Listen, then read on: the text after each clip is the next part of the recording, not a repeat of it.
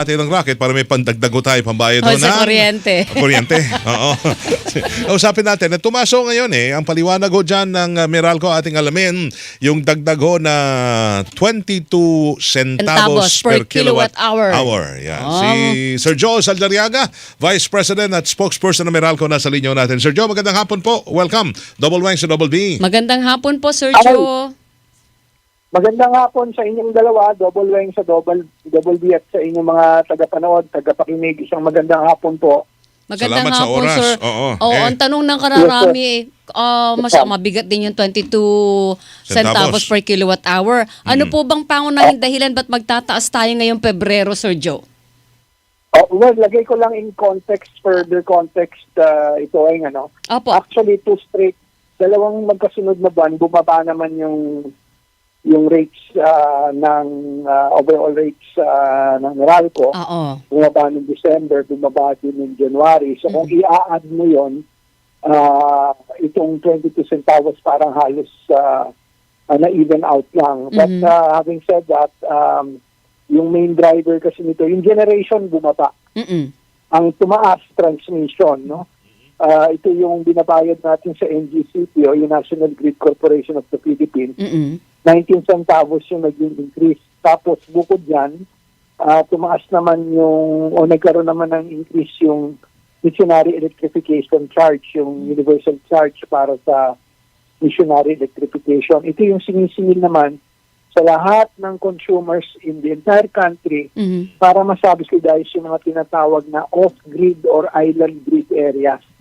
Yung hindi takop ng main grid.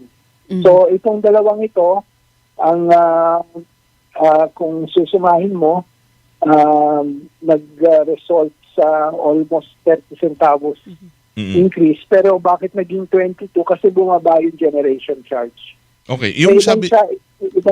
Ibang charges din na umakyat, yung taxes, yung buwis. Kaya overall, 22 centavos. Kanino natin binabayaran, partner, kanino natin binabayaran yung transmission charge, Sergio? Sa NGCP po. NGCP, no? Oo. Hindi ba steady na lang ho yan? Bakit daw? Tapos yung... I'm sorry? Bakit to kailangan pang... sa pagkakala mo niyo, bakit tumaas? Bakit kailangan ipase? Parang di ba dapat steady charge na lamang? Parang nagde-deliver na lamang ngayon, di ba? Oo. Meron kasi sila yung tinatawag na adjustments doon sa cost ng service nila.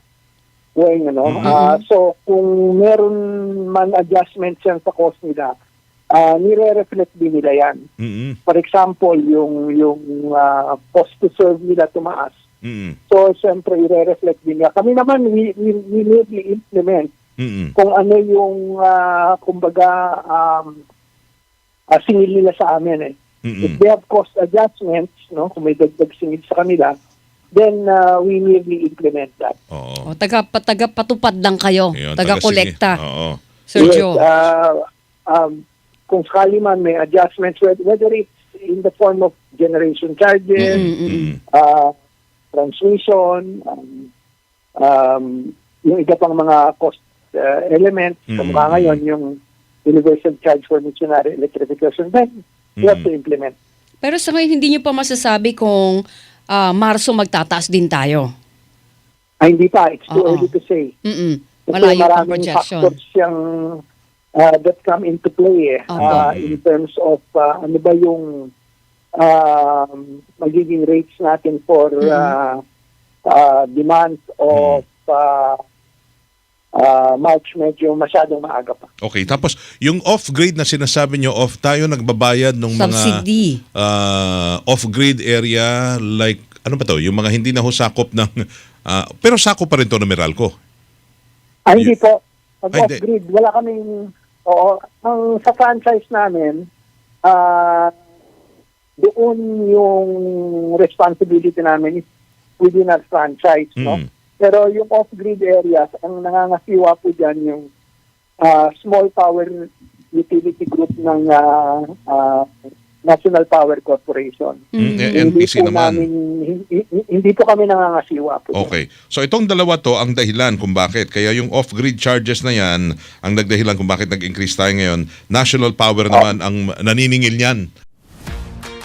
Deposit and earn up to 8% per annum. Flexible terms. Choose from 6 months up to 5 years. PDIC insured up to 1 million pesos per depositor. Download Salmon app now. Yung transmission charge bumaba naman last month Mm-mm. dahil mas mura yung binayaran ng NGCP para sa reserve supply, no? Opo. Pero ngayong buwan, tumaas naman dahil mas mahal naman yung binayaran nila. Mm-mm. At tumaas rin yung kanilang power delivery service charge. So now, NGCP implemented this increase. But I guess they should be in a better position to give more details about that one. Ako kasi explain ko lang kayo Yes, the impact of the rates. Pagka umanhingi nyo kung I cannot really speak Opo, for opo, any opo. Okay lang, Sergio. of Sergio, other entities outside of Meralco. hiwalay pa dito sa magiging increase na 22 centavos per kilowatt hour ngayong February, yung sinasabing Uniform National Lifeline Subsidy Charge na pinapasingil na rin po ng ERC. Yes, I think kasi by next month, kung hindi ako nagkakamali, no, magkakaroon na ng mas mataas na yung tinatawag na subsidiya. Lisunod dito dun sa tinalaga na Uniform National Lifeline Consumption Threshold. No? That means kung ang konsumo ng lifeline customer nasa 50 kilowatt hours or less, 100% na yung makukuha nilang discount. Wow. Dati kasi magkaiba yung discount na binibigay ng mga distributors, pero now pare-pareho na sa buong bansa. Tapos yung bracket tumaas. Okay. 0 to 50 na. So kung nasa lifeline rate ka, libre na kuryente mo.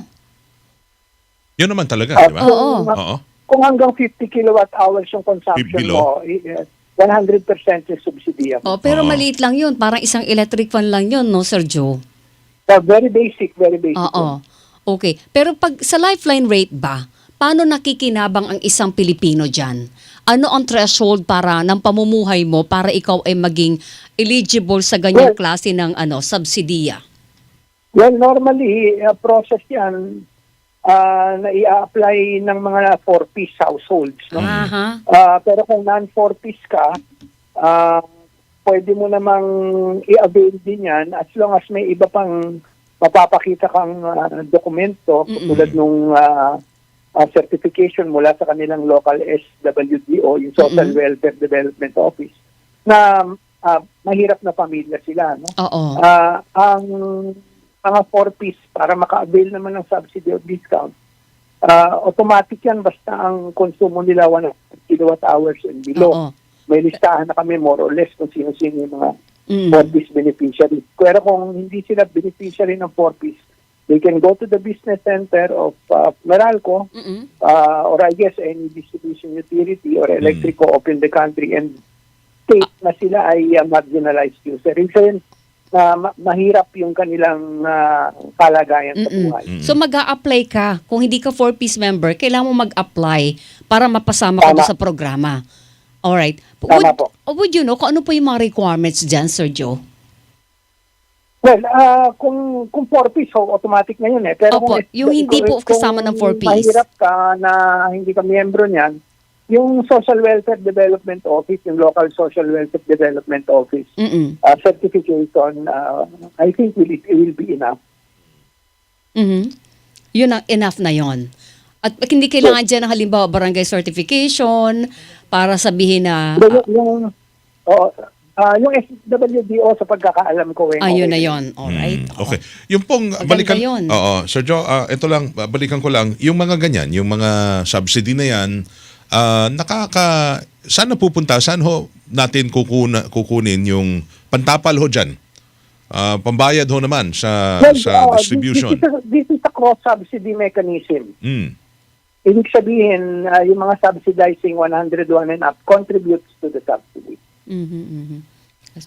Kumbaga, yung binabayaran ng mga kumukonsumo ng 100 kilowatt hour, parte ho ng binabayaran nila yung mga kumukonsumo ng libre. Pag pumasok ka na din sa 101 and up, subsidizing consumer ka na. Yeah. Parang tayo sa nila Oo, so meron tayong subsidizing na tayo. Because I'm assuming, all of us consume more than 100 kilowatt hours a month. Oo po. 101 and up tayo. Nandito na tayo pati tayo, parang kasama tayo din sa mga tumutulong. nagbabayad. Kung sa binibigyan ng subsidiya. Nagsasubsidize sa kanila. Kaya ewan ko lang kung kayo ipapabor sa ganun, pero parang tulong na lang daw Hindi din naman ho yun, talaga di ba? yung sistema eh. Subsidy. Kaya pumabor ka o hindi, nandun na yun eh. Sistema na yun eh. Tsaka matik yun, di ba, Sir Joe? Matik na kasama yan sa billing mo. Wala kang choice. Actually, ang cross-subsidy, as far as Meralco is concerned, medyo matagal na rin naman na i-implement na ito. Totoo yan. Kaya lang ngayon, yung threshold nilakihan. So kung mahirap ka, I think that it's part of the measure by which we, mga subsidizing, part ng tulong sa mga subsidies.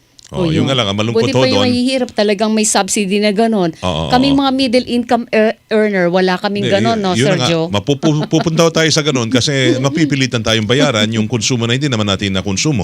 Kasi kanila yun, para sa sa kanila. kanila. Oo. Pero hanggang kailan ho siguro yan? Ewan ko lang kung... Kasi nakikita ho natin sa mga lokasyon na yan kung saan ho may mga ganun ang konsumo, katabi ho nila mga bahay din, mga de-aircon pa. Sir Joe, di ba? Pag aircon ka, hindi ka na papasok doon kasi yung konsumo mo tataas na.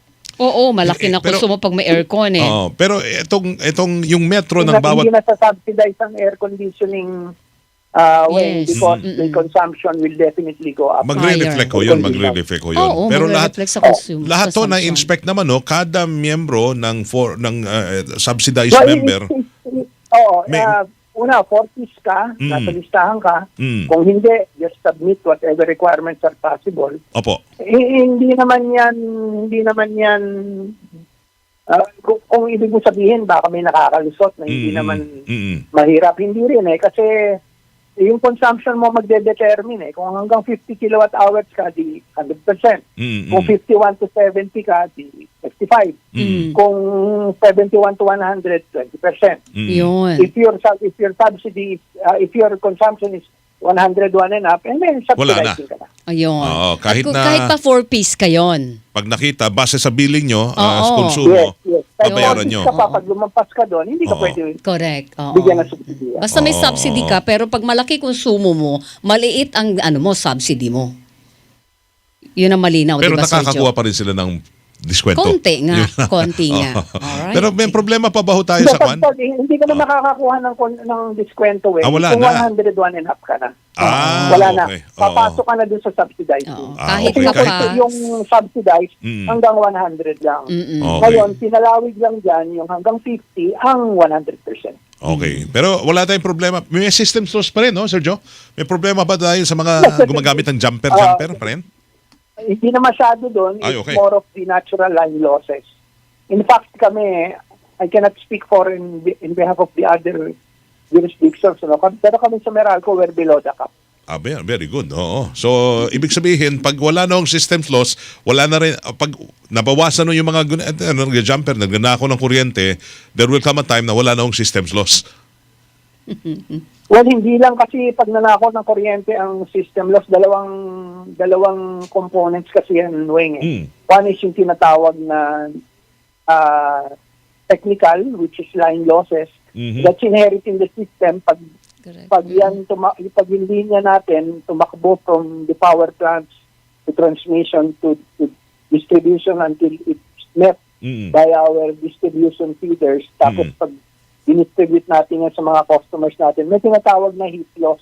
Heat loss. So ang regulator, maglalagay siya ng cap.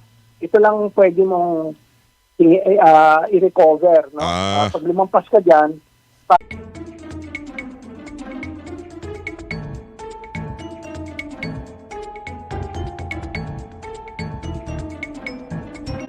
parades. How did we address that? Inaddress namin yung mga metro, tapos pinalibutan namin ng high tension wires para hindi na manakaw dun sa mga tinatawag na hotspot area. So kumbaga, all of what is needed to be done Mm. to protect our system from Yes. pilferage, ginawa naman natin. At saka ang kagandahan. Including Oo. apprehension. Oo. Including detection and apprehension. May nakakasuhan ba tayo na? Marami ba tayo nakakasuhan sa mga Meron. nagnanakaw ng kuryente? Meron Sa tayo Pilferage. nakakasuhan, meron na rin napakulong. pati yung mga jumper. Di ba sa ibang mga lugar, Jumper. sa mga heavily populated area, yung mga informal settlers, grabe yung Yes. magkakadikit na metro. Dati doon. Tas- problemang malaki yan, pero sabi ko nga, may mga inisyatiba na tayong pinatupad para ma-address yung sitwasyon na yan. At nagbunga naman kasi as I mentioned, medyo matagal-tagal na rin panahon na below the cap tayo in terms of the System. system loss Loss. level Oo. cap.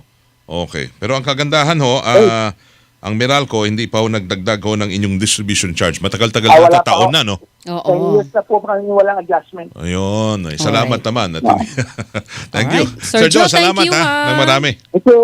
Salamat. Ingat po kayo. Salamat. Thank Thank you. Si Sir Joe Saldariaga, Vice President at Spokesperson ng Meralco. Dalawang paraan kaya